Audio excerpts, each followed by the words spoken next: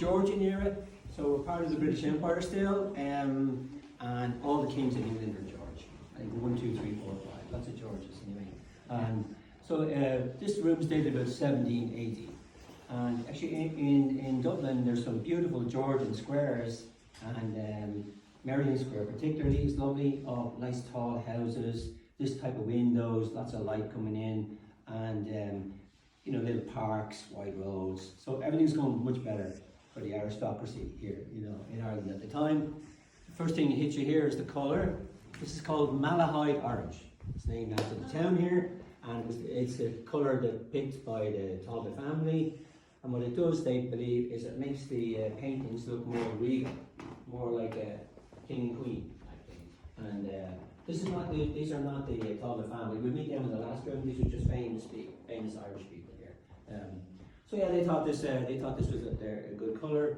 So paint was very expensive, especially pigment, to get colour and all that at the time.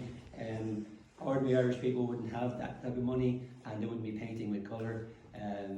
But you can buy actually Malahide orange now in the DIY shop here. You can get Malahide orange, bring it home, paint your walls, put up your photographs. You look like a king and a queen automatically. DIY tips here, okay? So the family, you can see, is doing well. They used to travel, of course. They go on these lovely long tours around Europe, and I get 2 weeks holidays. They come for 6 months or a year. Go all around, you know, Paris, you know, Rome, everywhere they go, you know. And no Ryanair, so they had to travel by road, you know. It took a while. Okay, so they brought back some lovely things. This here is from Italy, from Siena, mottled marble fireplace. They bought this, brought it home, and we reckon they paid about £2,500 for this. That'd be about €100,000 now. So you're bringing back in a bottle of whiskey from Ireland. You're bringing this.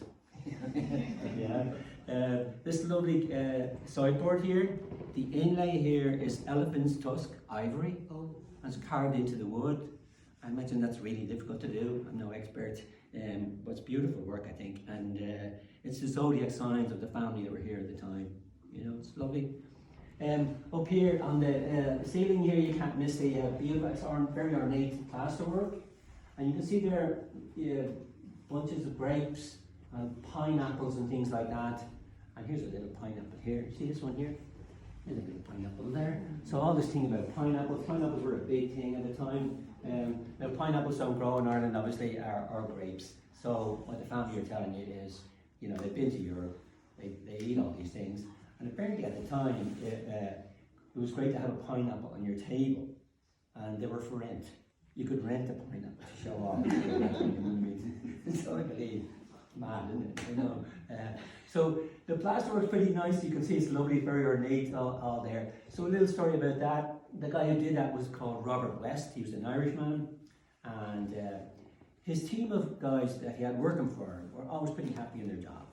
So to get this effect here, you have to use a very heavy glue, very strong glue, and involved in that is the use of alcohol.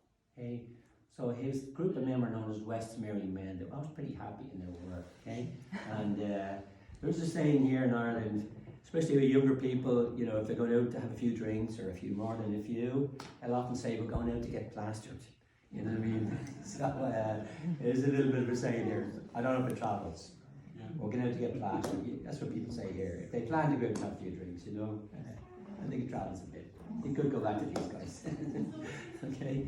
So the family would dine here as well. They would, we're going to visit the big dining hall later on.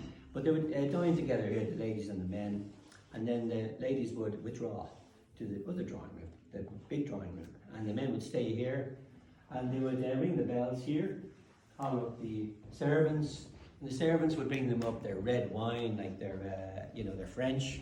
They love their claret wine. They love their cognac.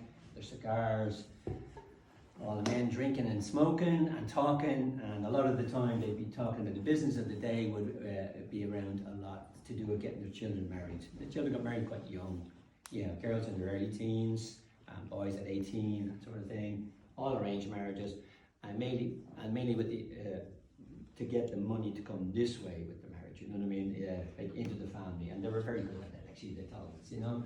So we go in next door. and we'll have a look at what the ladies are at, see what they're up to. We know what the men are doing now at this stage, okay?